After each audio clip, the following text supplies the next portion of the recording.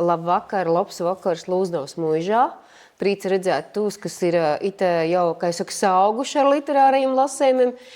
Prīca redzēt arī tūs, kas rešok šeit izrunās. Bet šovakar ciemos mums Lūznavas muižā jau 3. reizi ir Inga Ābele.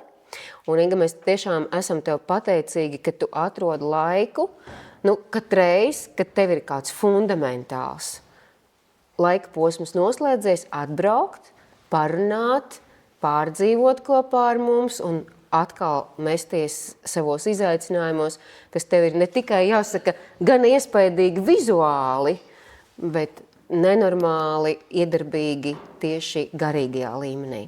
Labvakar! Labs vakars! Mani Meilija latgalīši. Es jau gribētu runāt latgaliski, bet atkal esmu atskrējusi no turienes un no Siguldas. Un ir tā, ka mazliet ir jāsarod ar valodu, jo valoda ir kaut kas, man šķiet, ka bija skaisti formulēts, ka tā kā smadzeņu daļa. Un kad, piemēram, pie kristamotes es padzīvotu nedēļu, tad jau es arī runotu. Bet tu vari runot, es saprotu, un es ļoti priecājos. Tu zini, gribši runāt latgaļiski par gromatu, kurā ir vairāk lībiskus akcentu. Par to, laikam, es arī porīšu iz latviešu literāro valodu, par to, ka lībiski es naprūtu. Jā, un nesen bija arī pētījums, ka latviešu literārā visu laiku domāju, ka zemgaliešu izloksne pieņemta. Bet tagad ir tie pētījumi, ka tie 3 baltvācu mācītāji, kuri radīja latviešu literāro valodu, tie bija no Sēlijas. Varbūt, ka sēļu valoda ir latviešu literāro valoda. Mēs nezinām. Ļoti labs jautājums. Parunāsim sēliski šovakar. Sēļu valodas īsti tāds nav, bet ir augstlatgaliešu dialekts, kas principā ir latgaliešu valoda. Jā. To jau mēs sen teicām, ka latgalieši ir pamatā. Jā? Tā kā tur nav variantu vienkārši. Jebkuram pētījumam, kurš ir tapis. Bet, Klaus, šodien, es domāju, mēs vairāk mēģināsim runāt par tavu jaunāko grāmatu. Jā, un es atvainojos vēl piebildīt mazu par to, ka tie stieptie tie, kā mēs tā kā runāsim, tie lībieši, tie gan ir, jā, tie ir lībiešu.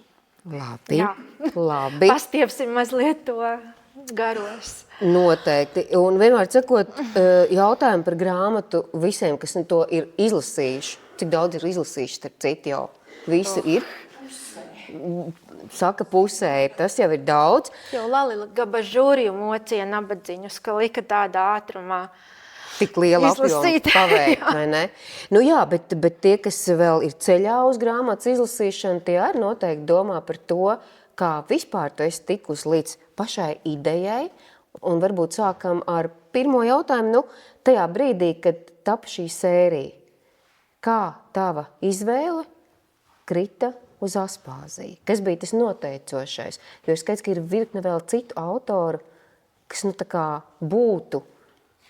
Vainīga bija, es godīgi atzīstos, Gundaga Repše, kura tagad šobrīd ir uz 2 nedēļām Ventspils rakstnieku mājā un sūta jums visiem sirsnīgus un Ilga tev arī sirsnīgus un sveicienus. Un viņa iecerēja šo sēriju, runāja ar Dacis Parāni, kas ir Dienas grāmatas izdevniecības vadītāja, viņa bija ar mieru uz tādu traku lietu parakstīties, jo es vairs nekad neparakstītos uz romānu.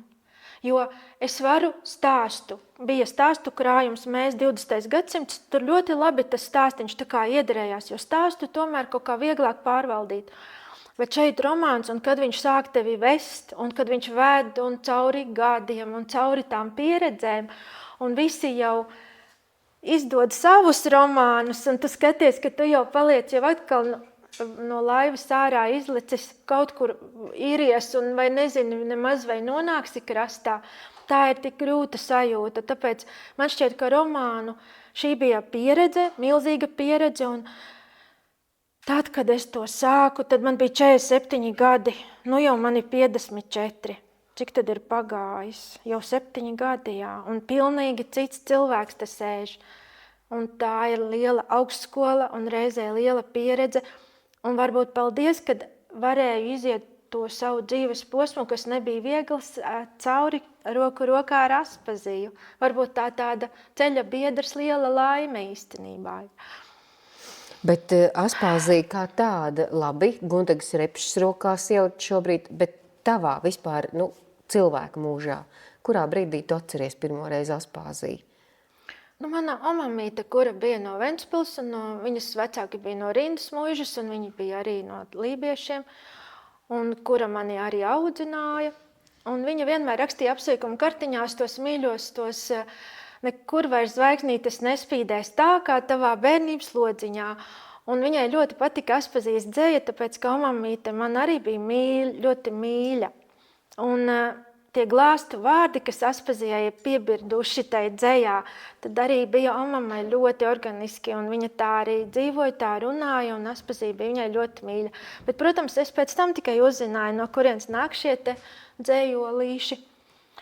Un tad jau Kultūras akadēmijā mūsu pasniedzējs brīnumainais Raimonds Briedis, kas pasniedza latviešu literatūras vēsturi, viņš teica, es jums mācīšu visu, tikai ne Rainu un Aspaziju. Jūs noteikti dzīvē ar viņiem sastapsieties. Un man bija ļoti žēl, es domāju, kā tad tā es palikšu tagad bez Raina un Aspazijas, un re, kur es viņu dabūju pēc tam.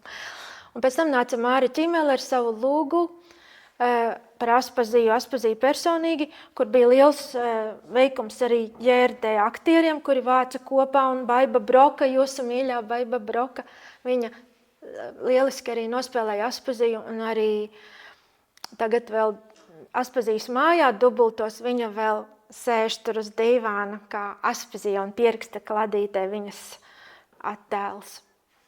Tā kā, jā, tas bija tāds liels laiks, un tā izrāde man arī bija ļoti tuva.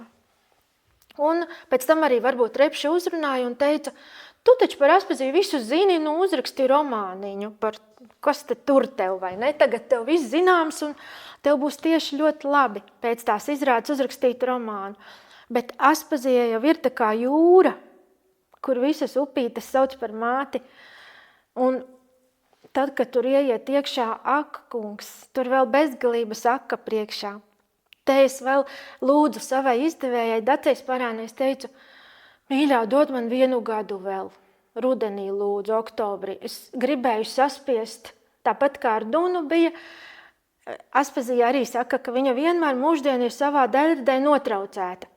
Vai nu viņai jāstiep ir tirgus somas Rainim Kastaņolā vai kaut kas.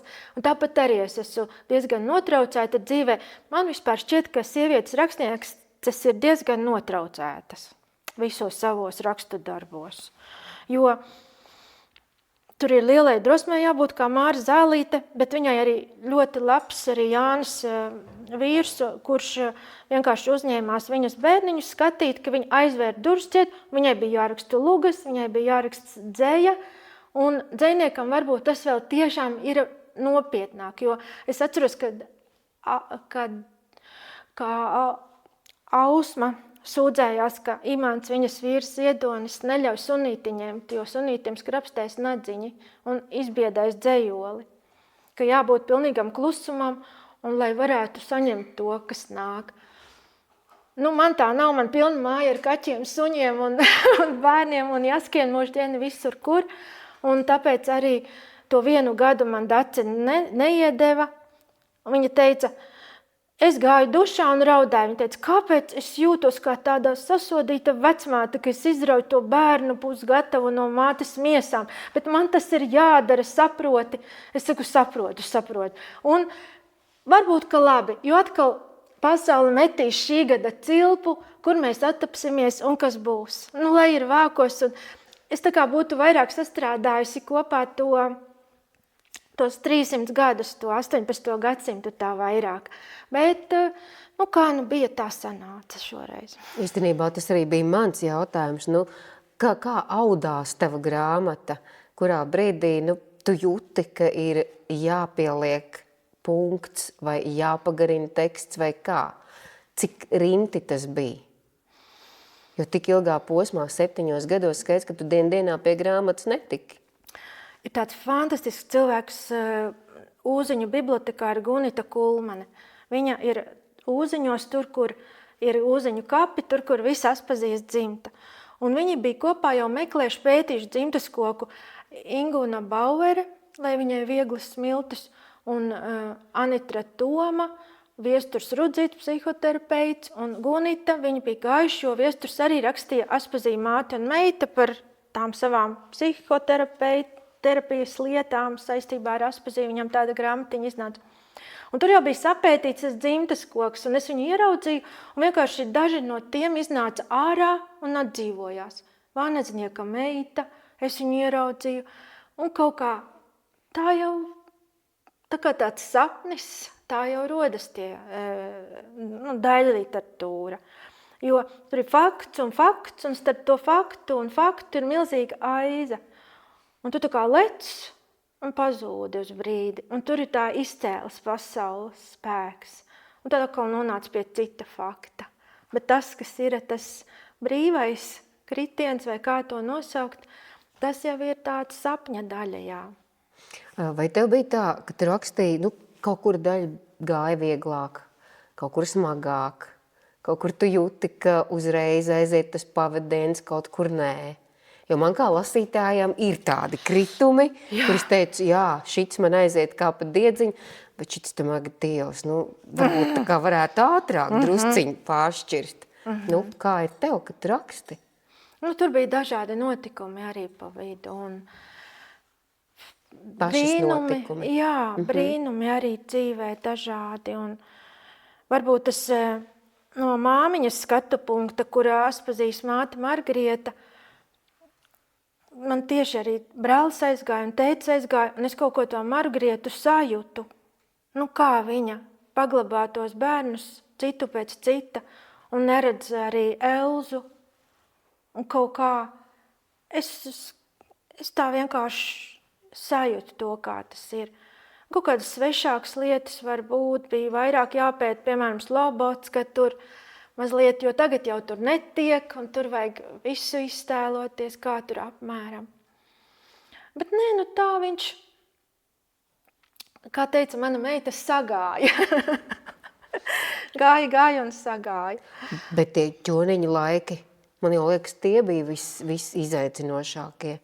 Jo, kas ir varbūt vēl viena tā pievienotā vērtība līdzās Aspāzijas dzimtu kamolam, ir valoda. Un tik atšķirīgi šie valodas slāņi, kas ir visā romānā, es domāju, ka filologiem tur daudziem gadiem būs ko darīt, lai vienkārši ar tava romāna starpniecību tiktu atpakaļ gan pie reālijām, gan pie nosaukumiem.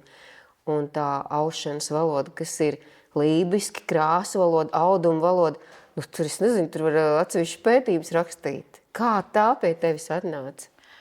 Tā ir tā Kurzeme, jā. Jo tāpēc, ka tur tiešām Latgale man šķiet ir vairāk viendabīgāka. Bet Kurzemes hercoga izstāja nepārtraukta tautu staigāšana. Piemēram, es rakstīju par Lidiju Doroņinu Lasmani grāmatiņu, un viņa saka, viņas dzimta visi ir lasmaņi, tie ir no Prūšiem ienākuši zeltkaļi kādreiz Liepājas apriņķī. Un es kaut kā neatradu tur tādu viendabību. Tas viss bija tāds krāsains deķis, tiešām noausts kolosāli. Jo, piemēram, arī ir tāds teiciens, cik tu gribi uz priekšu redzēt, tik paskaties atpakaļ. Paskatījos 160 atpakaļ, tas nekas nav. Aspazijas mūžs 161 šogad nosvinējām. Kas tas ir priekš Dieva vaiga? Neko tur nevar saprast. Tas ir viens spilgts mūžs, jā, bet Kurzemes vēsturē. Un tad es paskatījos atpakaļ, un tieši, kad es sāku rakstīt, tad sākās šis te, kas tagad sākās, jo 1710. gadā, 1700. ņemsim, jā, tad bija lielais bāds, pēc tam bija karš, un tad atnāca mēris, mellais mēris, kas nopļāva, ka Talsu muižā teikts, kad 8 cilvēki palika. Es domāju, kā viņi tiešām visi pazuda. Nomira. Gan bagāto ļaužu, neviens mērs netaupīja neko. Ne bagātos ļaužu namus, ne mazās būdiņas.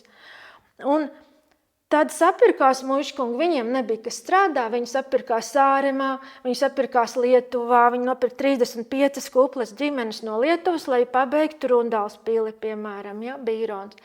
Un tos 100, piemēram, turkus, ko nokristīja Mežotnes pilī. Un ārkārtīgi, un tie krievi visi, kad pēc tam pārmeta Bīronam Pēterburgas vadība un sūdzējās, ka tad, kad Pēterburgā izcēlies bija ugunsgrēks, kamēr cēla Rundāles pili, nebija kas Pēterburgu labot, tāpēc, ka visi labie meistari bija Rundālē. Mīrons visus bija aizsūtījis uz Rundāli. Un tad es iedomājos visa tā viņu staigāšana. Tie zviedru karavīri, taču arī, piemēram, Aspazijas leģendas pamatā ir, ka viņi ir izcēlusies no viena zviedru zaldāta, kurš kaujā pie Mūrmuižas ir ievainots un ievilcies mežā. Un tolaik bija tāds likums, ja tu vari mežā uztaisīt namiņu tik tālu, ka tev dūmi ceļas pa skursteni, tad muižkungs nevar vairs izdzīt, tad tev tur jāpaliek dzīvot. Un tā tie būdnieki radās, būdnieki, vai ne? Kas ir būdnieki? Būda mežā, ozola mežā, kas tur bija pa mežiem agrāk, kur tagad ir tie zemgales plašie lauki, tā kā novilkti ar to. Tas arī tāds īpašs skats ir, kad aizbrauc uz tām daugšām. Kā tas var būt, vai ne? Tik līdzens kaut kas, tas apvārsnis. Tik ļoti interesanta ainava.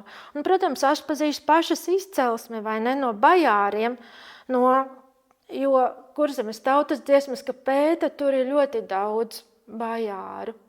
Un, jā, arī liela rocība, arī liela bagātība, arī liels lepnums par to visu, kas sastrādāts. Tādi ir tie kurzemnieki. Bet valoda arī tur ļoti krāšņa, jo tur augšā, piemēram, es apprecējos ar pirmo vīru Talsos, un tad viņam tēvs bija no Dundagas. Un teica, ka Dundagā tie cieti ļaudis. Tie vidalnieki, dundaznieki, Dievs pasārga no viņiem. Un kāpēc? Man uzvārds ar Ābele no pirmā vīra. Izrādās Ābels tas uzvārds ir. Izrādās, ka tas ir nācis pār jūru no igauņu badiem. Tas Ābels ir atnācis, vīra rados ir igauņi. Un pēc tam es tikai uzzinu, ka tā jūra taču agrāk bija tā staigājama, ka tikai turies. Neviens nesēdēja šai krastā, ja varēja aiziet pēc alus sāremes, alus, gaišais alus, kas visiem smeķēja ļoti labi. Un tāpat vienu pavasari, man liekas, 1898. gadā sūrojās, ka jūra šogad nav staigājama, visi paliek žēlabās lūkojoties uz sāremā pusi. Un cik nav atbēguši te aprecējušies un atkal muižkungs paņem, atrod, aizved atpakaļ, atkal bēg nākošā ziemā. Tur nav tāda vienkārši sēdēšana uz vietas, tur visu laiku ir tāda kustība. Bet, kad aizbrauc uz Rucavas pusi, tad vispār. Jo tur tās Rucavas sievas nesen izdeva kolosālu grāmatiņu Rucavas sievu stāsti. Un ja latgaliešu valoda tomēr ir reglamentēta ar gramatiku, vai ne, tas ir tāda valoda, pilnīga, tad tur vienkārši tās sievas raksta, kā viņas runā. Un ir tik aizraujoši to lasīt, jo tur vispār nav nekādu likumu, tas ir tikai tāda plūstamība. Bet ir tik skaisti tā kumelēni un puisēni un visi tā, kad viņi pavelk mazliet. Un plus vēl kursenieku valoda, kas vēl uz kuršu kāpas. Kad cik tas ir aizraujoši, ka klausies, ir daži video ieraksti, kur kursenieks sievai prasa, kā tad viņa runā, es runā kursiši. Bet jūs ziniet, tur augšā dzīvo tādi latvieši, viņi kaut kā līdzīgi runā. Esi dzirdējis, ka tur ir tāda Latvija, bet es nerunāju Latviju, es runāju kursiši. Un tas ir tā, ka pilnīgs došāda ir, jo es jūtu, ka tā ir tāda ļoti sena lieta tur iekšā tajā valodā. Valodā vispār tā ir vislabākā pūrlāde, tur iekšā viss ir ieglabāts, kas būs ar mums un kas būs ar mums vēl un kas jau bijis ir. Jā. Bet kas bija tavi avoti, jo te ir tik daudz lībiska, kursiska. Kas ir tie avoti? Rucavas sievas. Tu gāji pa cilvēkiem, tu skatījies rakstus. Tur ir interesanti tā, ka saput to kopā, tā kā kolkā, kad ir maz jūra sitās un dižjūra pretī, un tad viņi šitā saiet tajā savā tajā boganē kopā. Bet tur ir tā, ka somuguru valoda, lībiešu valoda ir tikusi līdz suitiem. Suitiem ļoti labas vārnīcas, suiti arī savas vārnīcas ļoti čakli, tāpat kā latgalieši, ka Jānis Elksnis vai ne, visas gromatiņas izdod, tā viņi arī pieraksta, viņiem ir vārnīcas. Līdz suitiem ir, piemēram, Steles ir kangas. Un uz leju jau ir stelles, stakles vai aužamie stāvi. Tas nozīmē, ka tā valodiņa tur ir sasitusies kopā ar somuguriem. Un tā ir interesanti skatīties, pētīt, kā tur ir. Es nezinu, bet no kurienes tas man nāca. Es vispār trakums bija tas, ka es tādā valodā uzrakstīju visu pirmo daļu. Dace izlasīja un nosirmoja uzreiz vairāk. Viņa teica, kādas šausmas, to taču neviens nespējas izlasīt. Un tad man pagāja ilgs laiks, kamēr es attulkoju atpakaļ uz latviešu valodu, atkal to valodu. Bet kur tā valoda bija, kaut kur viņa radās. Bez nevienas konsultācijas. Es jau domāju, kurš tev tur Jānis Mednis vai Ēriņštreits vai vēl kāds konsultēja, ne? Tā vienkārši no vidus nāca. Es nezinu. Es tiešām nezinu, neatceros to. Tu pat audi? Par aušanu? Jā, mazliet aužu. Nav laika. Rakstniekam nekam nav laika. Iesād puķes novīst. Es tikai varu par rozēm papriecāties, kādas te bija pagājuši rudeni, kad es te atbraucu. Ak, Dievs, ko es sabildēju visas šīs rozes un to rožu celiņu jaunajiem pāriem. Tas tiešām fantastiski. Es jau tā kā mēģināju, bet, bezcers. Aust arī nopirku stēles, tā stāv, nav saliktas vēl. Devonā mums Siguldas Kuturs namā var aiziet paust, kad galīgi slikti ir, ka gribās galvu tīru, tad var iesēsties un paust mazliet, tad visas domas atkāpjās. Tu bieži eji uz Devonu? Maz, pārlieku maz. Mums jau te Alīdiņa Linda, starp citu Alīda Linda, viņa ir no Gaigalavas. Viņa ir aizbraukusi uz Siguldu, iepracējusies, tagad jau viņai Jānis jau ir zem Velēnām jau, bet viņa noskatījās no savas vīra mātes Veldes kaudžu vidzemnieki, un tad viņa no savas māmītes Čosnūs Dečus arī prot, un tā viņa tur, es esmu viņas studijā. Man vienkārši patīk ar viņu arī parunāt, jo tāds sirdsgudrs un dzīves priecīgs cilvēks, tas ir brīnišķīgi. Bet Alīdiņai akal ir tas pats, kas ir ļoti daudzām audējām. Es saku, Alīdiņa, kā šo uzturu vajadzētu ierakstīt kaut kur grāmatiņā, rakstraudzī. Viņa saka, apriekš kam? Vai tad tu vēl tādu audīsi? Tas tagad nav interesanti. Neko nepieraksta. Kaut kur tas viss glabājas tā. Jā. Tā kā grāmatā. Aizpierakstu. bet šeit jau arī ir tāpat, ka tajā brīdī, kad tas kļūst par kāda automātismu daļa, tas tā kā nepievelk, neaspāzīna viņas priekštečus. Tā ir tā kā viena no formulām, kā dzīvot, ne? Jā. Bet kā ar to likteni grāmatā, un ar aspāziju, un ar tām visām lietām, ko nevar redzēt, bet varbūt var dažreiz sajust, ko tu saki aspāzija un liktenis, jo ik pa brīdim arī šajā grāmatā ir tā, ka viņi paņem viņu rokās. Vai tomēr nē? Man liekas, ka jā.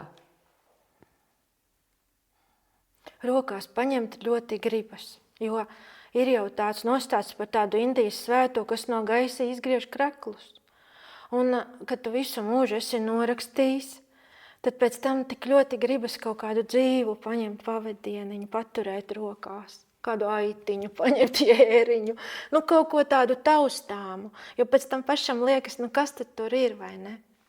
Tās lietas, kas ir nemateriālās, tas, kā tās parādās, kā paliekošais rodas no pārējošā un kā no nekurienes varēja iznirt Latvija, piemēram. Kaut kādas tādas lietas, uz kā mēs visi balstamies, bet kuras nevar aptaustīt. Un liktenis laikam ir tas pats pavadiens, viens no tiem pavadieniem, ko nevar paņemt rokā. Un tad otrs līdzās liktenim ir tas sidraba šķidraut. Jā. Motīvs. Jā. Man šķiet, ka visi, kas vidusskolā lasa, joprojām lasa, ne? Tā arī nespēja saprast, kas ir sidraba šķidrauts. Jā. Es arī tikai minējumu izsaku, ka tā varbūt ir dvēsele. Jo cilvēks jau man šķiet, ja viņš sevi ir iepazinis, ja viņš savā tajā dvēselē ir ieskatījies, tad viņš ļoti stiprs ir. Un tad viņš arī citiem var palīdzēt. Un tieši to Guna dara. Pie viņas nāk, prasa viņai, un kamēr viņai ir pati, tikmēr viņa spēj palīdzēt otram. Un tad pēc tam, tā kā, kad sevi sanāk nodot, tad nevar vairs. Jā, nu katrā ziņā tas ir brīnums Aspazī, ka viņa radīja šos te Vaideloti un Sidraba Šķidrauta un arī tās savas realistiskās lugas. Kā tā valoda viņai tik jaudīga un tik skaista un pēkšņi no kurienes un ne nieka no tādiem lētiem trizuļiem, kas bija raksturīgi tā laika, vai ne? Kā ja par valodu sāk runāt, kur ir? Reku ir vēl viens tavs darbs ar Aspāziju kopā. Es paņēmu līdzi. Tas nobira vienkārši pa ceļam, tā kā tāda putnam spalviņa nokrita. Lasīju viņas dzejas un pamazām sakārtojās tādā krājumiņā. Šķiet, ka nenormāli vērtīgi, jo cik daudz tagad aizies un paskatīsies. Nu, pirmkārt jau atsevišķi dzejoļu krājumi gandrīz nav pieejami. Savukārt kopoto rakstu apjoms nobaidīja vienu, kad tu ieraugi grāmatu. Nu, Inga, tavas grāmatas arī var nobaidīt, es teikšu tā. Bet es uzrakstīju, reku, baltā kleita, ja? Un tam man teica, vai dieniņ, kas tā pa grāmatu vienā vakarā var izlasīt? Bet viņi tā arī lasījās. Baltā kleita tā arī bija. Jā. Cik daudz arī par to teica un runāja. Viņi teica, tā ir tiešām kā ieeja, tā izēja jau. Jā. Visu grāmatu cauri izstaigājas. Bet viena skolotāja latviešots teica, manā dzimtā skolā, kad es viesojos, viņa teica, ļoti labi iet balta kleita un Sidraba Šķidrauts. Jo tur tā kā tas Sidraba Šķidrauts, tas tā kā tas lielais vai ne, tas mets, un tagad tie balta kleiti ir reālie tādi likteņi sievieši. Tā kā. Nu jā, par valodu runājot arī, nu kā vispār, kuri bija tie dzejoļi, kas tevi uzrunāja Aspāzijā?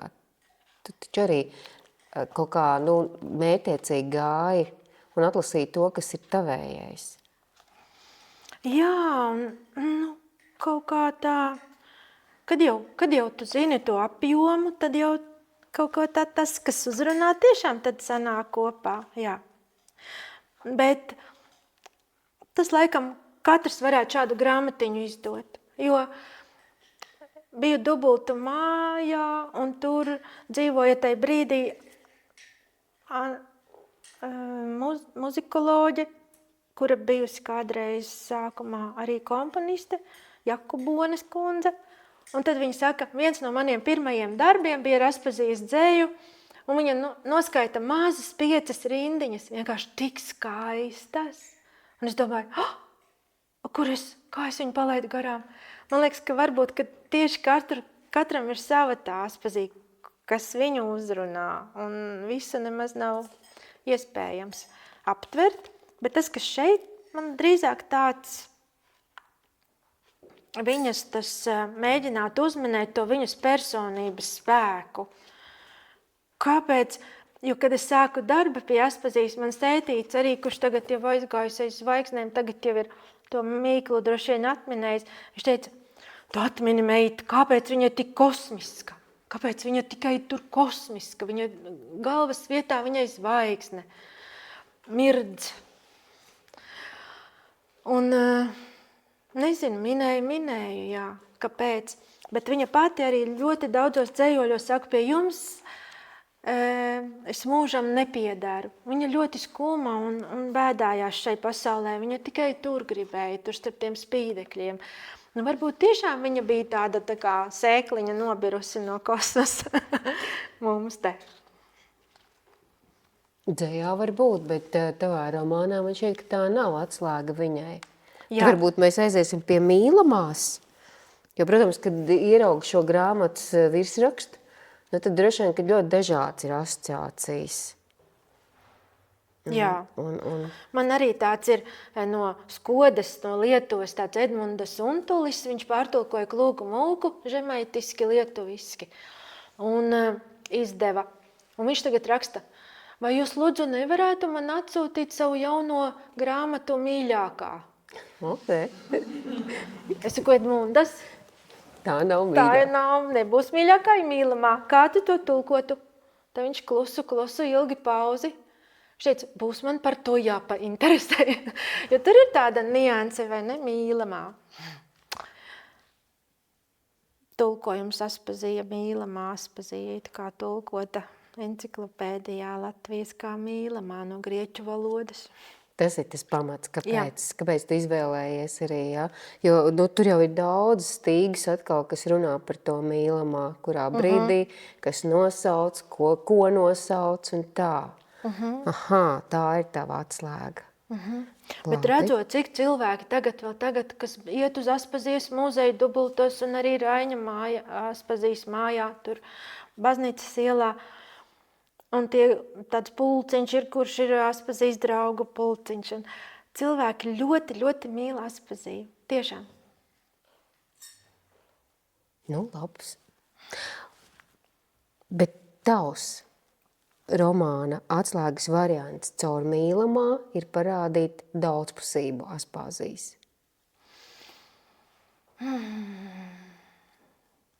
Jo man, protams, arī pirms romāna, kā ir Aspazija un ir pēc romāna Aspazija. Un pirms romāna Aspazija, man viņa arī noteikti ir tāda milzīga ceļa zvaigzne. Es vienmēr esmu apbrīnojusi gan viņas enerģiju, gan spēku, gan jāsaka arī to sievišķo krampi, kas viņai vienmēr ir bijis. Pēc romāna man kaut kas tajā enerģijā zūd. Man Aspazija ir cita. Kāds bija tavs mērķis? Jā, te vairāk ir tas, kā vairāk tā asiņu upe, kurā satek kopā un rodas Aspazija. It kā izsakot vairāk tām pietekām, kas kopā rada Aspaziju. Un vairāk tā kā tādu sieviešu stāsti. Dažādos laika posmos, jā. Bet to ciešanu tur ir tik daudz. Jā. Bet tas pat viņas spridzina ar savu tekstu. Un tur tās ciešanas tā kā aiziet otrajā plānā. Jā, es iepazinos ar viņas brāļa meitas, tām Virēnas Rozenbergas dienas grāmatām. Un tur bija 3 gadi aprakstīti, kur viņas kopā dzīvoja baznīcas ielā un pēc tam arī dubultos. Un Virēna bija pilnīgi bērni, jo Zamuēls nomira 9. gadā, 1909. un pēc tam mammiņa nomira Kijevā. Un tad aizgāja prom vectēvs un vecmamma Kuldīgā. Un tad Rada rakstīja Aspazijai, ka jūs varētu paņemt pie sevis brāļa meitu. Un tad notika viņu iepazīšanās. Bet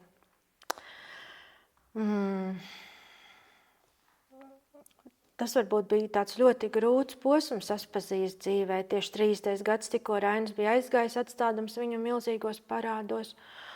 Un tās dienas grāmatas bija tādas, jā.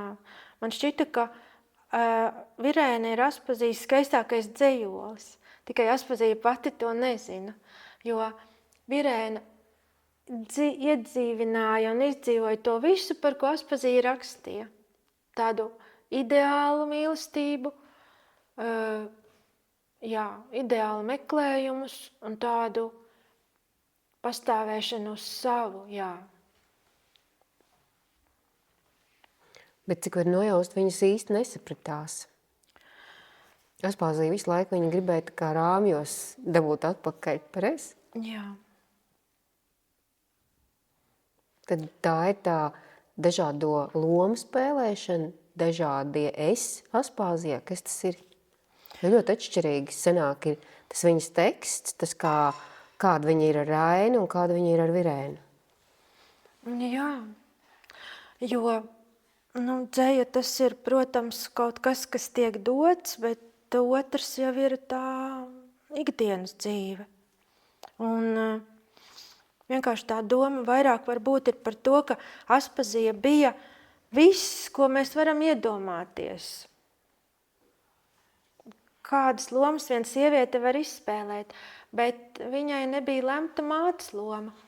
Un, kad uzradās Virēna, Tad pašās grāmatas beigās Virēna arī saka medmāsai, ja, ka viņa bija mana māte.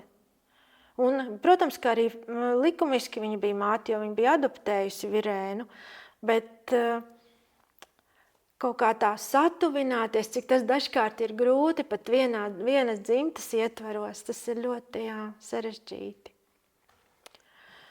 Bet Raiņa dzimšana, jo Raiņa un Aspāzijas attiecības jau nebija, varbūt tāds klasiski sievišķā, vīrišķā attiecības. Es vispār kaut kā neticu tādām klasiskām, vispārīgām attiecībām, jo laikam jau katrs pilnīgi savādāks ir, citādāks, un arī tās attiecības ir, jo kādreiz man bija tāds laikmetīgās mākslas projekts, kur man draudzene aptaujāja vairākus cilvēkus, un visiem prasīja, ko jūs domājat par nāvi, un kas ir nāve, un kā kaut kā. Un tajā brīdī es viņai kaut ko atbildēju, bet pēc tam es tā nodomāju, ka tas tā kā katram pirmā ieelpa, arī tā pēdējā izelpa ir katram tik ļoti intīms un paša process, ka tu nemaz nevar nekādīgi to vispār nosaukt vienā vārdā vai iedzienā, vai ne?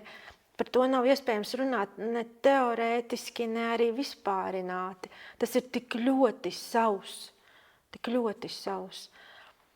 Un arī tās attiecības, es esmu ļoti priecīga, ka viņi atrada viens otru.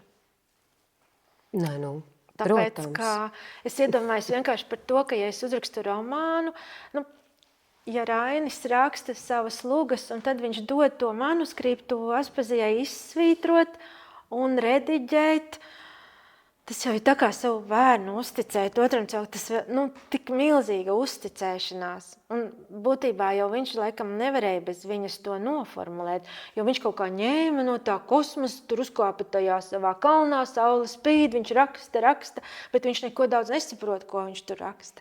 Viņš nones lejā, iedod Aspazijai un saka, Iniņa, izstrīpo to pirmo cēlienu. Iniņa ņem un skatās, kas tur ir. Un tur varbūt pieraksta vēl klāt savas rindas, vai ne? Tā ir tāda fantastiska sastrādāšanās. Tā ir tā kā koks cauraudzis ar kādu otru koku. Bet man tā šķiet, ka tā ir arī zināma ēna, jo arī tā kultūras kanonā Aspāzijas nav, bet Rainis ir. Kanons atkal, kurš tā veidoja to kanonu, kāpēc neielika? Es neveidoju, godu vārds, ja es būtu veidojis, es būtu ielikusi.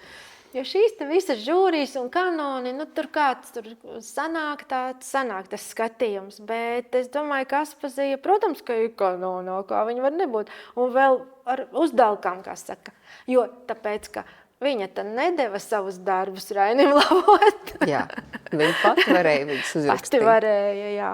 Bet, protams, to, ko viņš sūdzās no Slobodas, kas vienmēr visu laiku, tu raksti manā stīlā ar maniem vārdiem, un tad beigās, kad es sākšu savus dzejos rakstīt, es jau vairs nebūšu nekas, jo tu jau būsi ar savu vārdu mani visu paņēmusi. Viņš baidījās, jā. Bet, protams, ka arī viņa to dziļo, kluso, filozofisko atvara domu, jo viņš bija ļoti tāds, man šķiet tāds, ko viņa arī dienas grāmatās raksta, ka tāds smalkums kā manam mīļotajam. Tāds smalkums uz pasaules nav, ka viņš tos ziedeņus sabirzušos ieliek starp lapām. Vispār tik... Un viņa arī, varbūt viņa tāda tur var, viņa ar savu aso čūsku smēli, viņa var visām dāmām atcirst, vai ne, visus politiķus nolikt pie vietas, jo viņai bija tādas runas dāvanas, un tik šerpas tās viņas atbildes, ja kāds viņu apvainoja. Bet to smalkumu un klusumu viņa no Raiņa uzsūca. Un tie skaistākie dzejoļi varbūt arī radušies tādā viņa ietekmē. Jo ir, piemēram, mans mīļākais ir tas par to sarkano tūkstneša zāli, kad tur bija mirt un to zināt. Te jāatrod būtu. Un ar skaistumu tad sadedzināt šo dzīvi kā sarkano tūkstneša zāli. Tas tāds īss un tāds ārkārtīgi, ietilpīgs dzējolis. Un tā kā es domāju, ka viņa arī to klusumu varbūt no Raiņa mācījās mazliet tādu caurspīdību. Jo viņa pati bija, kā saka, versmaina, vētra. Vētra var daudz ko iegūt no klusa ezeriņa. Nu, kaut kā tā savstarpēji viņa ļoti. Papildinoši, tu domā, ja? Jā. Nu, jebkurā gadījumā man lasot grāmatu drusku pietrūka Aspāzijas tieši tā dzīves vitalitātes gara. Jo man šķiet, ka viss, kas nāca gan pār viņas dzimtu, gan arī vēlāk, viss bija vērsts tieši uz to, lai to uguni saturētu, lai viņu tā kā drusku apstādinātu un lai viņa neaiziet galīgi. Nu, varbūt viņa arī aizdedzinātu, protams, jā, tur nav zināms, bet tā kā visu laiku to prieku mazinātu. Nezinu. Man liekas, nu, ka sievietes dzīvē tāpat ir daudz lietas, kas to prieku ierobežo. Un Aspāzija bija tā. Viņai te 40 gadi, un viņa tur jaundubultos un satinusies seģenītē, un visu laiku ir tāds iespējas, ka viņa visu laiku sala, kur viņa aizbrauc, tur viņa nosala. Man īstenībā pārsteidz, ka tu tieši šo bildi izvēlējies, jo zinot Aspāzijas bilžu pārbagātību un tieši tās bildes, kas ir gadsimti sanāk mijā un līdz 20. gadam, nu viņi tur ir, es domāju, ka viena no tām sievietēm, kas diktē to modi, diktē to, kāda ir tā laika nesasniedzamā sieviete. Ne, tu izvēlējies tādu. Jā, varbūt, ka tas arī vairāk atbilst šai grāmatai. Jo Jā. otra, kas man visvairāk patika bildīta, bet to teica, ka to nevajag likt, ir, ka dubultos viņa stāv tā kā tāds indiānis, jau viņai tā seja tāda skarba ar tādiem vaipstiem, ar īsiem melniem matiņiem, tāda kleitiņa ar podziņām, un viņa pieglaudusies pie stumbra rozes. Viņa vienkārši, es jūtu, ka tas ir tāds, jā, ka viņa izjūt to rozi, kā tā roze zied un smaržo, un kaut kāds tāds. Jo man sākumā pašā bija doma, aprakstīšu 12. gadu. Šodien 12. aprīlis, jā, bet es domāju, 1912. gadu aprakstīšu, ka viņai bija 47 gadi, jo man to laik bija 47 gadi, un es kaut kā domāju, paņemšu tos mūsu 2 gadus un salīdzināšu, kā tam mums tur bija. Bet jā, aizgāja tā kā vairāk. Krietni vairāk. Krietni vairāk. Uz visām pusēm man Jā. šķiet, vai ne? Jo man arī vairāk, interesē varbūt tā, es nezinu, kā lai pasaka. Varbūt tas saistīts tiešām ar to manu vecumu, jo es tā kā zinu jaunību, un tas ir ļoti vienkārši. Tu vienkārši ej un dedz un mīli, un tu no rīta cēlies un tā. Un kas ir tad, kad tu jau esi tā kā izdedzis ugunskurs, kad ir jāmāk piecelties no rīta? Nu, man tas vairāk šobrīd tā kā interesē. Un arī man liekas ļoti aizraujoši, kad sanāktu kopā visas manas sencenes šajā, piemēram, istabā. Ak, Dievs, kā es viņas gribētu te iesēdināt, es teiktu, un kā tu pārtiki pāri? Tev arī bija tad grūti. Un viņa stāstītu, cik man bija grūti tāda un tāda es tā un tā. Kas tā būtu pa sapulci? Un kaut kāda tāda sapulce ir šī grāmata. Nu, kā tu pārtiki? Kaut kā pārtiki pāri. Nu, ļoti. Es nezinu. Labi. Nē, viss tinās, tā kā tai grāmatā arī ir. Viņai varbūt nepatikt, jo tur ir aušana, rokdarbi, ko viņa nevarēja ciest. Viņa teica, man iedeva tante adīt to balto zeķi, mūždien man tās rokas sasvīduši, tā zeķa bija melna, kamēr es viņu tur adīju, un es viņu kaut kur nobāzu. Nepatika viņai rokdarbi, šausmīgi nevarēja ciest. Un tā īstiem dzejniekiem ir, ja runāsi par rokdarbiem, tad nē, labāk nē. Un tā ikdienas dzīve jau arī ir tas droši vien lielākais pārbaudījums, kas ir tāda gara cilvēkiem, kāda ir Aspāzija. Jā, bet tur nevar mērot tomēr ar vienu mērauklu. Jo tas milzīgais darbs tieši tagad dubultos Dacīte, Kaukule vadītāja muzeja, viņa taču velka ārā tagad citu pēc citas aizsāktas un nepabeigtas tie 40 gados, ļoti daudz uzmetumu. Viņa milzīgi daudz strādāja tieši ar rakstu darbiem līdz pēdējiem. Ir ieceri kādi tiem darbiem? Tur, teiksim, tur pat pāri pa 100 lapusītēm ir tāda uzmetumi, ja, kur diezgan daudz var nojaust. Tāpat tās pagājušā vasarā atrada Imanta Ausmu, jaunu lugu. Parādīja Kairišam. Kairiš teica, varbūt, nezinu, vēl domā. Bet ir darbi, varētu ļoti daudz, es saku, tāds bezdibenīga aka, vēl varētu smelt un smelt no viņas. Un Raiņa rokrakstu tur arī ir iespējams nesaprast, vai ne?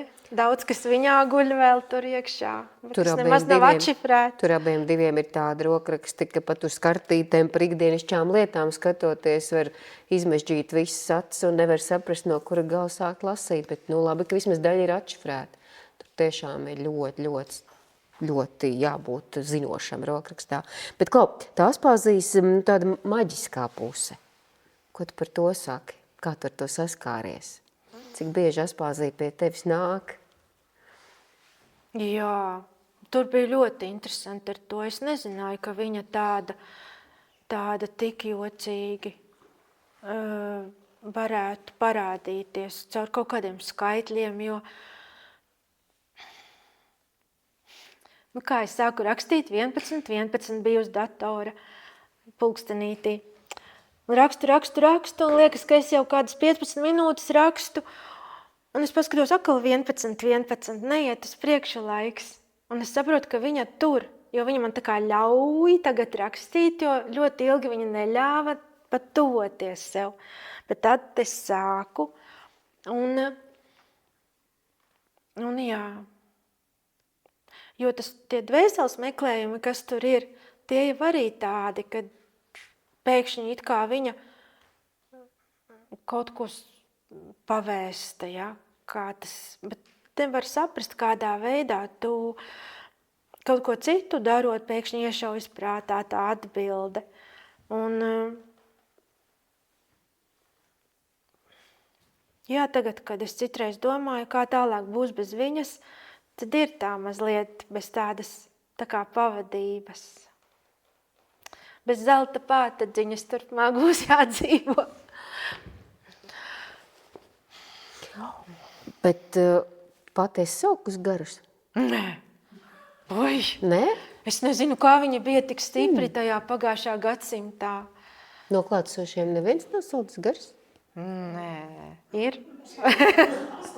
Es arī esmu. Jā? Jā.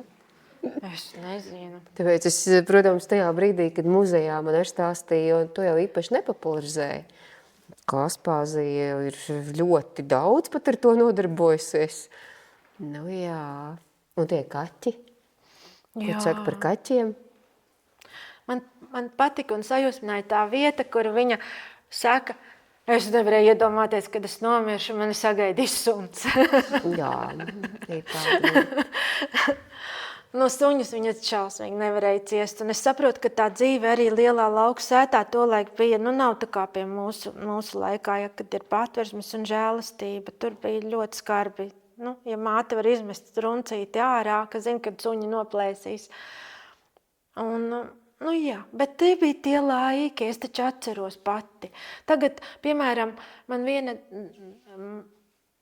mana Sandra Marta Grudule, viņa no Varakļāna puses, no Murmestienes, no Tīreļa ir tāda kolosāla dzejniece. Viņai ļoti labi sanāk rakstīt pa 90. gadiem. Bet nevar tagad to publicēt. Neviens nesaprot tos 90. gadus. Cilvēki nevar saprast, kā varēja būt tāda nežēlība. Ikdienā un vispār, ka tu vienkārši vajadzēja izdzīvot, un cilvēks arī tāds palika. Tas vairs neiet cauri. Tagad jau ir pilnīgi cilvēks mainījies. Tā kā tajos laikos vispār, kad Aspazija tur auga, es domāju, ka tas, ko viņa tur tos izjuta dzīvnieks, tas bija tāds brīnums drīzāk. Jo tajā rupjajā lauku ikdienā tur nevarēja tik smalks vispār rasties. Un kaut kas viņai bija tāds ļoti, ļoti līdzjūtīgs viņā. Tu sen biji dubultos, kā tur ar kaķiem šobrīd? Jo, kad es biju pēdējo reizi, tad tur bija kaķis. Bet tagad, kad atpakaļ? Dubultos? Jaundubultos, vai te ne? Aspāzijas māja ir tieši Majoros senāk jau. Kā ir dzelzceļa stacijas? Es jau nebraucu pa dzelzceļu, es braucu pa... Bet vai Aspazijas mājā vai tajā Raiņu un Aspazijas Nē, veselnīcā? Aspāzijas mājā. Tur, kur daudz kalko. Bet tur jau ir tikai tāds attēls no tā kaķīša. Bet tur bija Viņiem arī bija, protams. dzīvoja? Nu, jā. Es pat nezinu, viņi man to nepateica. Jā, tur ik pa brīdim ir kāds atkal kaķis. Nāk. Bet tu arī pati tur nesen biji, vai ne? Es biju, jā. Es vispār neesmu nekur Latvijā bijusi uz tādām rakstnieku mājām, bet pagājušo gadu, pirmo reizi rudenī, es nopirku, tur bija tāda pēcsezonas atlaides, un es uz 2 nedēļām man bija iespējas nopirku istabiņu. Un pēc tam jau es pieteicos uz tā kā rakstnieku rezidenci nākamā gadā, un tad jau man piešķīra. Paldies Rakstnieku savienībai.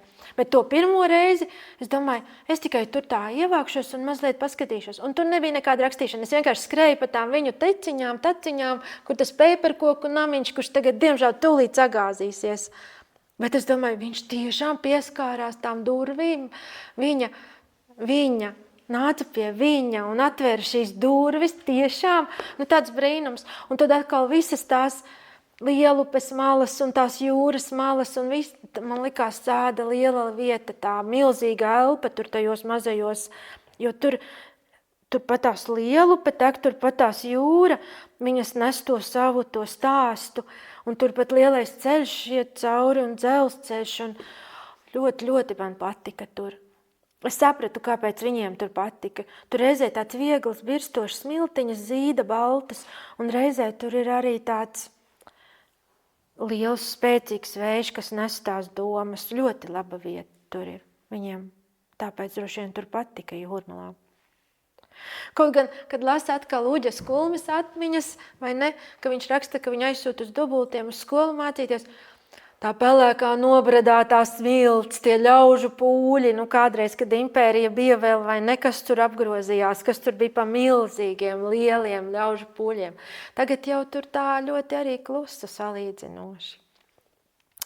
Jā, tādas ir tās viņu vietas. Un Kastaņolā tev ir nācies būt? Jā, pirmo reizi mums ar Gundagu Repši mēs iesniedzām braukšanu Kultūra Kapitāla fondā. Paldies Kultūra Kapitāla fondam, kā atbalstīja. Un tad mēs braucām ar Gundagu, un tad mēs aizbraucām un iepazināmies ar vietējiem. Tur Vita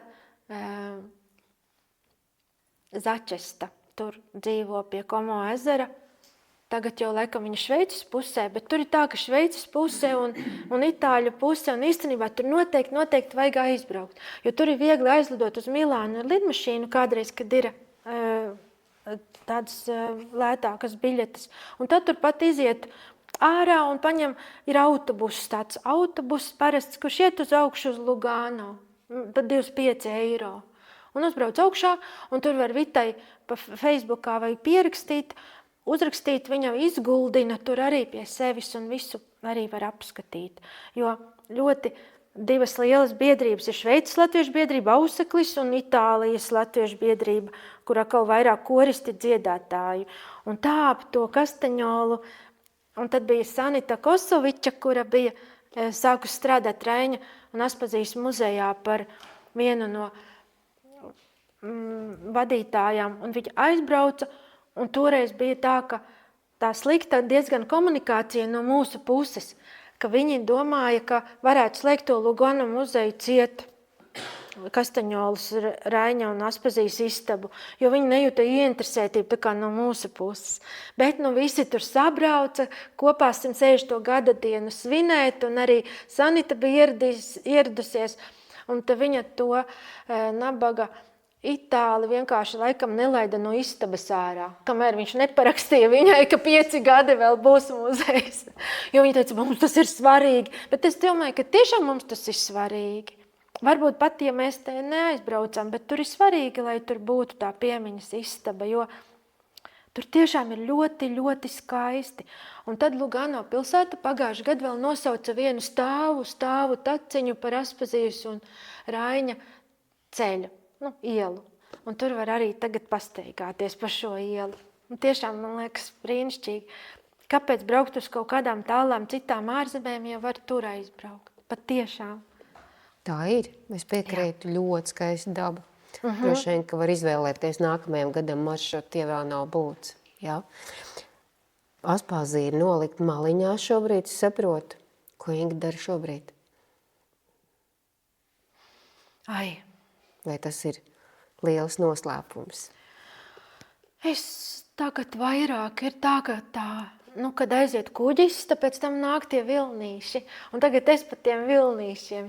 Tagad man bija jābrauc uz Lūznavu, un tad vēl jāizbrauc uz Nīgrandi būs, un uz Stāmerienu man šķiet, ka būs aprīlī. Un tad vēl ir Laligaba piekdien. Vēlam veiksmi. Paldies! Un tad ir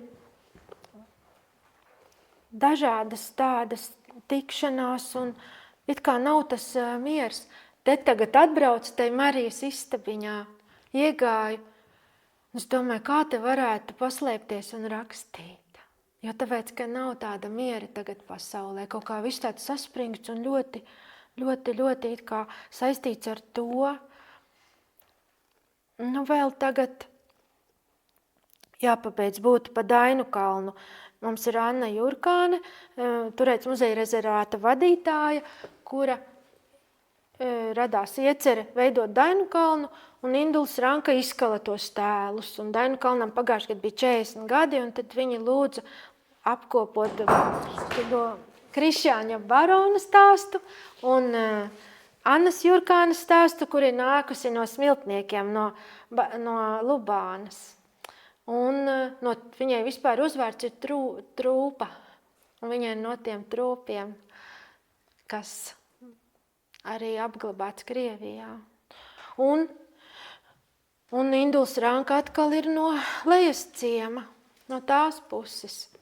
Un ļoti interesanti, par Dainu kalnu kā dziedošās revolūcijas simbolu, kā vietu, kur notika tās milzīgās talkas 80. gados un kur sākās Baltikas festivāli. Un,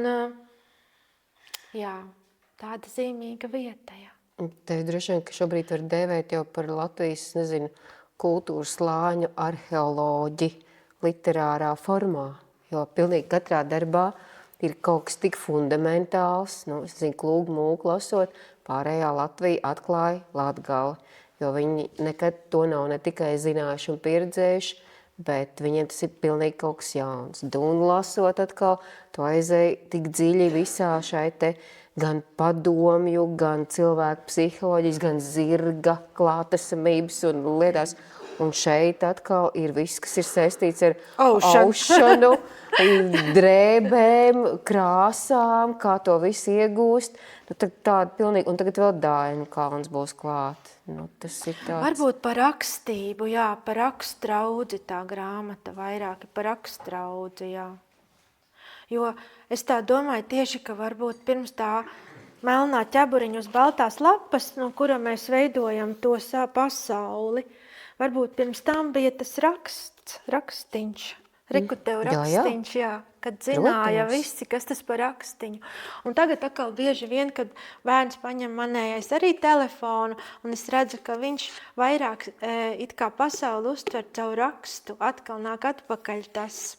Jo, piemēram, tās visas biļetes, kas mēs kādreiz ejam uz pasākumu, un tas digitālais, tas skots, tas taču ir tāds rakstraudzes, ka tik turies, vai ne?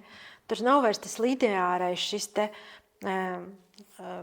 tas ir vairāk atkal pārvēršas par tādu zīmi, vai mēs aiziesim atkal uz zīmi. Tas ir tas jautājums. Tā kā Aspāzija, vai mēs visi darīsim ar rokām? Tā mēs esam šobrīd atkal ļoti tuvu. Bet cits jau nekas nav cilvēks, Dievs iedos cilvēkam rokas, ak, Dievs, kāds brīnums, vai ne? No vienas puses bet no otras puses tas tā kā biedē. Nav ko bīties, paskaties, kas šeit diena. Bet par rakstu runājot, tas jau ir, tas viss ir viens princips. Un digitālais raksts jau arī ir 1 un 2 kombinācija, kas visu laiku atkārtojas, kas rada simetriju. Bet ko te iesākt tam nabaga rakstniekam šajos laikos? Visur salikti satelīti, vai ne? Visur redz katru. Man vīrs taisa kartes, es skatos, viņš var paņemt zemes virskārtu. Cik vajag, cik lielā augstumā vajag virs jūras līmeņa. Visu pēdējo, katru zemes krunciņu ir izskatīt. Ko darīt tādos laikos? Es nevaru dzīvot bez brīnumiem. Un tad rakstnieks it kā caur to savu grāmatu atklāja kaut kādu jaunu zemi. Un tad citiem pastāsta, atved uz to zemi. Nu tā var būt, vai ne? Cits jau, kā agrāk Amundsens pats gāja. Kur tu vairs pats aizies? Viss jau izpētīts, viss ir atrasts. Bet šeit vēl ir tā iespēja tā kā pašam caur savu pārdzīvojumu, ka tu iekšā it kā arī atdot otram to pārdzīvojumu. Vai tas būtu lielas personības, kas arī ir kā zemes, kā salas. Jo tagad arī iepazinos ar Zentu Mauriņu pēc Aspazijas. Aspazija vairāk tā kā Latvijas tāds loks, bet Zenta Mauriņa atkal ar savu veikšanu, tas atkal tāds Eiropas loks vairāk, vai ne? Un tā sajūta, tā kā augstumā ar gaisa balonu, kad lido, kad lasa to Mauriņu, jo tādas augstuma it kā bailes, tā kā mīlestība iekšā ir, tā, kad kustās viss, jo viņai atkal tas cits pilnīgi vai neskatījums, un tas leņķis. Bet tur arī citādas tās attiecības, jo Konstantīns Raudive vairāk ir Aspāzijas lomā, man šķiet. Konstantīns. Ne? Viņš viss pakārto. Tur ir otrādi. Jā. Tur ir pilnīgi cits. Es tagad lasu to Silvestra Pērkona memoārus. Kā es mīlu Konstantīnu. Es tiešām Zenta piedod, bet man ļoti, ļoti patīk. Un es pat nezinu. Konstantīns strādāja ar garu balsīm, tu zini, ja? Es zinu, bet es nezinu, ko tas nozīmē, un neviens pasaulē nevar pateikt, ar ko viņš tur strādā. Kā tu nezini? Tas jau zinātniski pierādīts un grāmatās aprakstīts, un īstenībā visi dīdžeji, kas vēlāk ar to, kā viņi sauc? Skraps, skrečs, kā viņi tur sauc. Jā. Tas jau nāk tieši no Raudives. Ivers var pastāstīt vēl. Nezinu, no Viļāniem tur nāca. Es atceros, ka tā atklājuma tālākais interpretējums. Jā. Bet tomēr, kad skatās, kad uzdod zinātniekiem jautājums, ko tad viņi domā tieši par Konstantīnu Raudivu, ko viņš tur dzirdēja, tad atbilde ir klusums. Par psiholoģiju. Kā noteikti zinātnes nozars tur ir. Bet, kā mēs zinām, ļoti daudz zinātnes nozars, līdzīgi kā reliģijas, nesiet un nesataktē vienā upē, bet iet kaut kur paralēli un līdz galam neko neatklāj. Bet tas ir pilnīgs ārprāts. Kur tā viņu palīdza? Zenta saka, aizej lūdzu, paklausies balsis, Konstantīns ir noguris un tev ir viņam jāpalīdz. Un viņa aiziet un klausās tās balsis un nav nevienas balss tajā dienā. Un tās balsis saka tā, šitā man nepatīk, es viņai neko neteikšu. Un viņa aiziet atpakaļ un saka, pilnīgi godīgi, saka, es ar tādu atvieglumu teicu, es viņiem nepatīku, viņi man neko nesaka. Bet tiešām, kas tas ir, es nezinu. Pagaidām es vēl tā, neko, es tur arī neko neteikšu, es arī neko nezinu, bet cik pasaule ir brīnišķīga, brīnumaina, kas ir prātam neaptverami. Kas te notiek pasaulē? Par to var tikai brīnīties. Tā kā tādas, ja tu saki, kad, piemēram, varbūt tie ir tā kā vēsture, es labprāt būtu vēsturnieks, bet man nav tāda ievirzes prāta. Visur man tā fantāzija it kā aizsteidzas pāri par to, jo man ir draudzene vēsturniece, viņa ir tik precīza, un es redzu, ka es nemūžam tāda nevarētu būt. Laikam tāpēc katram savs. Varbūt kādam ir kāds jautājums šajā Noteikti. brīdī. Kaut kas varbūt no iepriekšējā posma. Jo arī mīļais Strečs, lai viņam debesu valstība. Bet ko viņš arī ar tām savām filmām, viņš taču atklāja pasaules, vai ne? Lielas. Jā, lūdzu. Tas ļoti apņemīgs darbs. Jums noteikti vajadzēja taisīt pauzes. Vai tādas pauzes vispār bijušas? Un ko jūs darījāt tajā laikā? Es vairāk atceros to monotono, to, ka tu esi kaut kādā tur 24. gadā vasarā, kad tu iekšēji jūti, ka vēl nebūs gala.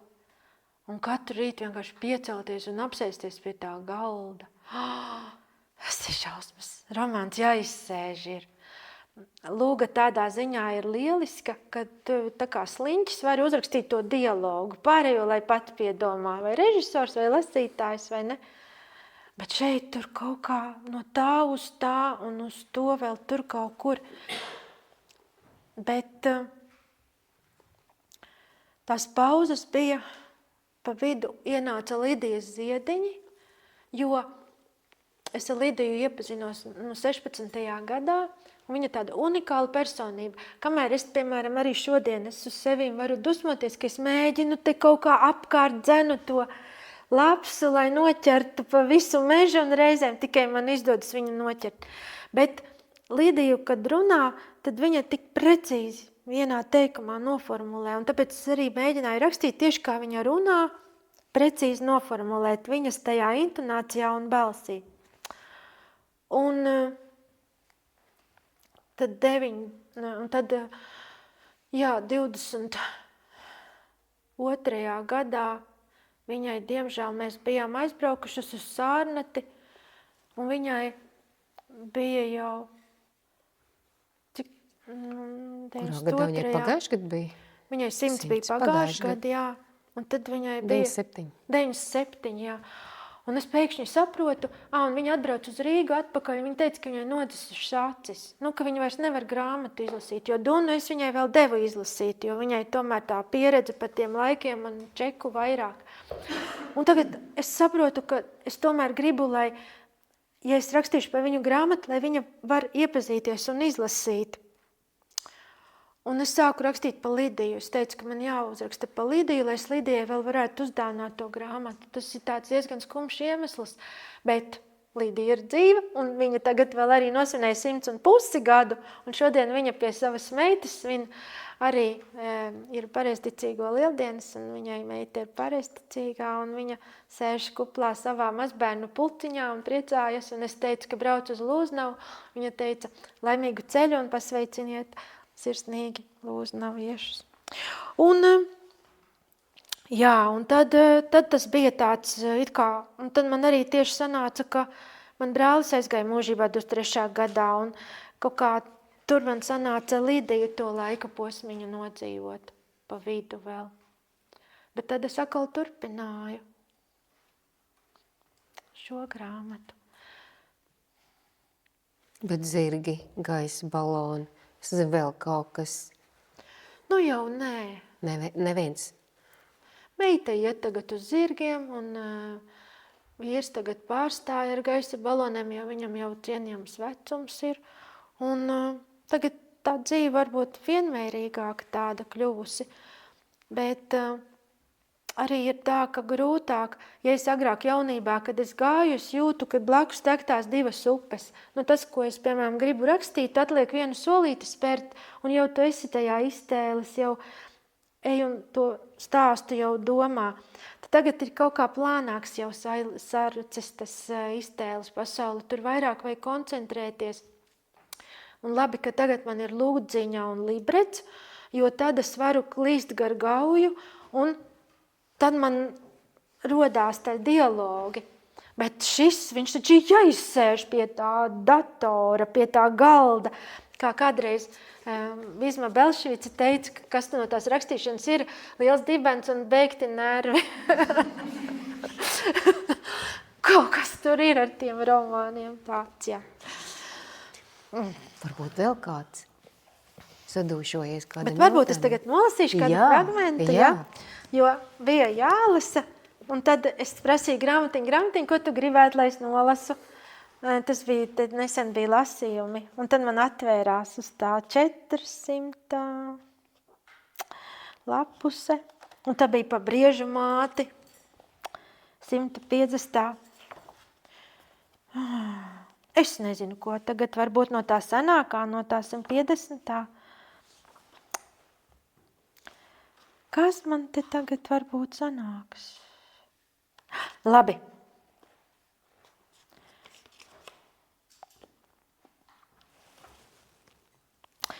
Jā, tā Lotte, te parādās tā Lotte, un Lotte ir tā. Lotte bija tā, kāpēc es viņu Lotti paņēmu, tāpēc, ka Lotti man iedeva, es varbūt pasteigāšu, jo es nosēdējos tai mašīnā, un tad es mazliet tā vairāk. Tu atrod gaismas, kur vairāk.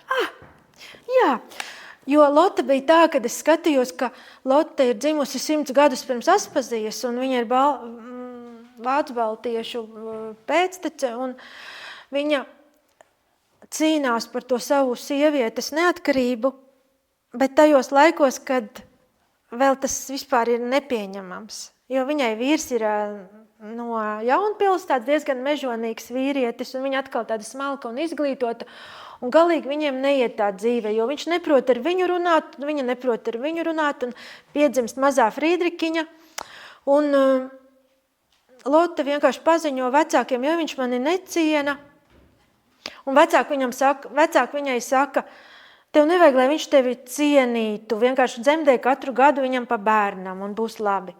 Un tāda arī ir tā laika sabiedrība. Bet viņa kaut kā taču lasa un dzējas pati mēģina rakstīt, un nevar viņa to izdarīt, un viņa aizmūk uz Jelgavu, un tēvs ar māti viņai saka, Lotte, ja tu aizēji no vīra, mēs diemžēl tev nevarēsim maksāt nekādu naudu, jo tu tādā veidā atņemtu saviem jaunākajiem brāļiem un māsām naudu, mantojumu naudu. Viņa saka, man neko nevajag, es dzīvošu, tur par laimi bija atvērta jau patversme dižciltīgām jaunavām tajā laikā, un tad viņa tur apmetās uz dzīvi. Jā, un tur ir varbūt arī tā, ka tā vanadznieka meita, ar ko iesāka šis stāsts, viņa ir tāda, kura ir bāra bērns, kam ir nogalējuši vecākus baroni, un Lotte viņai pasniedz roku. Vienkārši, kad viņai viss it kā nav pilnīgā bezcerībā, un vanadznieka meitai pietiek drosmes šo loku satvert. Un tad Lotte viņu ieaicina Jaunpils pilī, un tur viņa redz to pils dzīvi. Un viņas mērķis ir nogalināt to Reki, kurš ir nogalinājis viņas māti un tēvu. Bet Lotte it kā parāda to kristietības noslēpumu, to piedošanu. Un viņa ārkārtīgi grib nogalināt, bet viņa nespēja, jo Lotte viņai pilnīgi fiziski izņem dunci no rokām un arī saka, ka atriebībai nebūs nekādi augļi. Un viņa klausa Lottei, jo viņa jūt, ka tā viņa var izdzīvot, pilnīgi instinktīvi. Un tad viņa nokļūst Jelgavā, un no Jelgavas viņa nokļūst Būdniekos, un viņai ir Aspazijas vecmāte Anna, no Annaniekiem, no Annas muža. Bet otrs fragments atkal varētu būt, un tā ir par mukšanu no Jaunpils, tā pirmais nodaļa. Bet otrā nodaļa atkal ir uz priekšu, tur, kur ir Slobodska, un tur, kur Rainis ar Aspaziju satiekas, kad Aspazija pie viņa atbrauc. Un varbūt, ka to var nolasīt. Tur atkal vairāk kaislis. Jā, las to. Kaislis? Jā. Nu, labi. Aha. Tavas asins rasa. Nu, tad es nolasīšu. Nu, viņš tāds ir 2 lapiņas atvērums. Visu redzošā, visu zinošā avotu acis. Virs manis zeme, zem manis debesis. Es dvēsele. Skatiens ieslīd avota acis dziļumā. Kas tu esi? Mīlamā. Kad esmu mīlamā, es sagaidu tevi kā Aspazija Periklu, kad viņš pēc karagājiena nāk pār viņu kā izsalcis un izslāpis negaiss pār sausu putekļainu atstātu zemi, skatiena aizkariem visapkārt nobrūkot pelēkā un violetā atblāzmā, ar plandošo mantiju smalu aizslaucīdams vēlmju putnus, kas satraukti svaidās starp gaisa strāvām, līdz viņus notriec spējas vētras pļaukas, aizmiglojot dzidro ēteru ar karstu mitru elpu, aizklājot pareizes domāšanas logus, sakuļot realitāti ar ilūzijām un sapņiem, kamēr sarkanā mālā tiek iemīdītas karā nodaldētās lina drānas, kas zvaigžņu gaismā top tumšas un spožas kā jaunās mīlētietes āda, kā viņus gurni, par kuriem viņš nogūlis bāls kā zeltmatis Apollons, smalks kā sudrabacu Fēps, piespiedies ar sirdi viņas sirdī kā savam laupījumam vanaks, hora svētais putns, kad nogurušajās acīs vēl savāds tukšums pēc cirtieniem kara laukā, bet katra miesas šķiedra pilna ar tvanu pēc ikvakara dzīrēm pie ugunskuriem, pēc vienīgās maltītes dienā ar svaigi kauta jēra ceptās miesas smaržu un sarkanu sāļu vīnu, kā asini laktu no vērša raga, kamēr viņa ķermenis un gars pēc ilgas atšķirtības ir pēkšņi sastapušies vienā ādā, kā bulta cieti novilktā lokā, virs nostaigātajiem attālumiem, kamēr viņa smadzenes piesūcinātas ar ebinošām sapņu un iekāru mirāžām kā ar magoņu opiju, bet prāts ar pilnīgu uzticību un paļaušanos laikmetam, kas viņu radījis, kas caur viņu dzīvo un parāda sevi, un valda un vada viņu stundu pa stundai, dienu pa dienai, savu kareivi dievināšanas glazēts, ciešana uguns caurspīdēts. Tāds viņš nāk pār viņu un ir tik liels, ka viņa mutē brīvi ietilpst viņas mazās krūtis, bet viņa šaurais klēpis pilns ar viņa lielumu, jo viņa ir viņa mazumā liela un viņš ir viņas lielumā mazs. Un tas, kas paliek pāri, kad abi izgaist viens otrā elpā, ir perle mutra atspīdums smiltīs, vājš vaids, izdeldēts raksts zāles audumā un roza putekļos, pie kuras sapnī esmu pieķērusies un pamostoties vēl pēc vairākām dzīvēm, man asiņo plauksta, kad biju es mīlamā. Viņš izlec no gultas negaidīt veikli, gluži kā jauneklis, piestājas pie pultītes un sastingst ar spalvu pirkstos. Es tīno pirkstu mātu vilni un vēroju, cik spoži oktobra saule pieguļ viņa kalsnajai mugurai. Manī vēl plūst labsajūta. Esmu rītausmā sasilusi jūra, laisks vilnis pēc vēja glāsta. Vakar biju pārāk piekusus pēc 2 nedēļu ceļošanas, pēc kuģa dzenskrūvas vibrēšanas un melnās ledainās upes grūdieniem. Tad satikšanās prieks, apskāvieni un ilga kratīšanās īrētā zemnieka pajūgā no Vjatkas uz Slobodsku. Mēs apgulāmies kā 2 kaķēni viens otras kavās. No rīta viņš pieklauvēja, liegi kā putns klauvē pie saulēktā degošas priedes. Ar pirkstu galiem mani knibināja, lobīja viegli mizu pēc mizas, sprogu pēc sprogas, līdz uguns tika līdz serdei.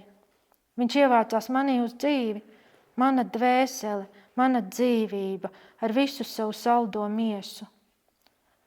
Vēl neesmu izpulsējusi, vēl staigā gailēdama sliesmiņas augšup un lejup pa nervu galiem kā pa zirnekļa tīkliņu un birdina rasas lāsītes, vēl šur tur viļņoja smilgu skaras, nodrap kāda mala, notrīs pirkstiņš.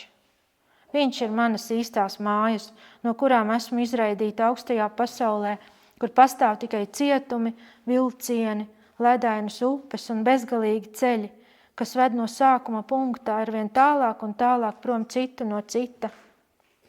Bet viņš lūk, jau pieraksta. Paklausies, Iniņ, še būs pāris rindiņās auklis dziesma ar gluži savādiem, mums neparastiem salīdzinājumiem no armēņu valodas. Māte ir kā silta maize. Kas to ēd, tas jūtas sātnis. Tēvs tas ir kā skaidrais vīns. Kas to dzer, tas jūtas ģirts. Brālis ir kā spoža saule, kas dod gaismu kalniem lejām. Viņš vērīgi skatās uz mani ar savām pestītāju acīm bālajā sejā, it kā es būtu maize, vīns un visvarenais dievs. Es laiski pārveļos no muguras uz sānu, viņa vieta palagā vēl ir silta. Gluži labi, es tikai nezinu par to ģirtu. Tā māte teica bērnībā, brīnīdamās par veiklu cilvēku, tas gan ir ģirts. Būs jau labi, kam tu to taisi? Dienas lapai Humarjans dos tulkot latviski arī kādu armēņu romānu. Nu jau vairākus gadus Jānis pavadījis kopā ar izsūtīto armēņu Humarjanu.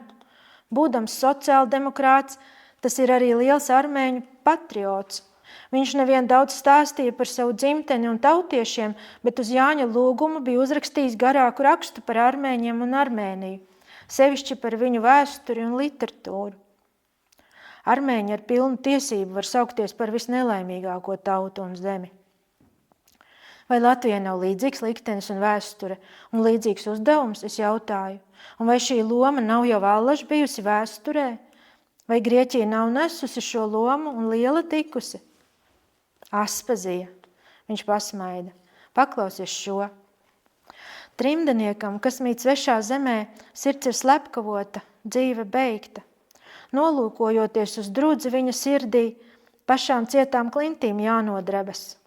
Kurš grib smagiem lāstiem otru lādēt, tas teiks otram, tap tev trimdeniekam, lai tev atveldzi dod kailās klintis, lai tev jāguļ būtu baltās smiltīs, lai tev aizsāpētu visas miesas, kad kāds piemin tavu tēva zemi. Es nodrebu, jo no šo vārdu spēka virsū mācas liels balts tukšums. Jānis lasa tālāk par sirdi. Mana sirds kā sadauzīta krūze, lai cik gribi ūdens netop pilna. Katrs putnis atrod savu biedri, es tik mūžam esmu viens un viens. Katrs akmens apgulst savā vietā, es tik mūžam traucos tālāk, tālāk. Tukšums nāk par tuvu un es protestēju. Te ir pārāk augsti, mīļais, tu neesi iekurinājis istabu. Kā lai es būtu to varējis, braukdams tevi satikt? Tad nāc, paklausies vēl šo. Vīrišķīgais valdnieks Artašes lēca skaistā melnā zirgā. Viņš izņēma sarkanu ādas arkanu ar zelta gredzenu. Viņš laidās kā ātrs pārnains ērglis pār upi un izmeta sarkanās ādas arkanu ar zelta gredzenu. Viņš apvija valdnieciskās jaunavas stāvu, radīja sāpes maigajam valdnieciskās jaunavas stāvam, ātri aizvilkdams viņu savā nometnē. Neradi sāpes, nāc, manā balsī kvēlo smalkas, tikko manām salkas, kas aizdedz arī viņā uguni. Noliec uz galda, es vēlāk izlasīšu, ģirt. Pēc pusdienām, kad gaidām Humarjanu, lai dotos pastaigā uz augsto Vjatkas upes krastu, es atrodu tulkojumu uz galda. Diena jau vakarā.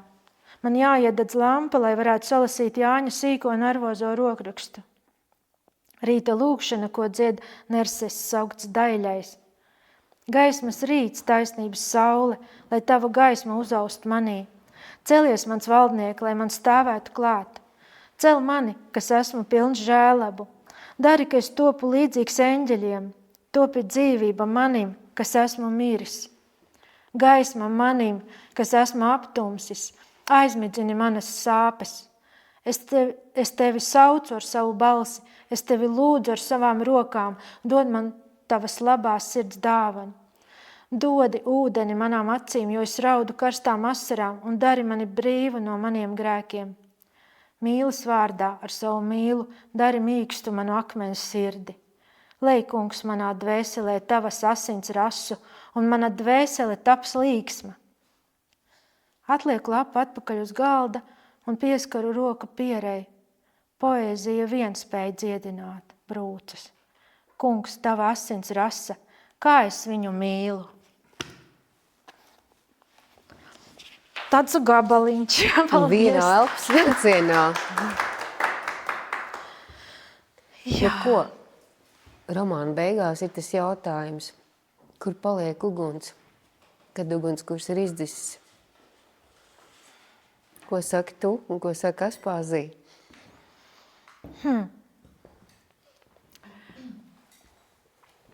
Paliek jostās, paliek rakstos, paliek bērnos vai paliek grāmatās. Kaut kur paliek, bet dvēseli jau nepazūd. Bet tā arī paliksim. Jā. Teiksim paldies! Paldies! Paldies tev!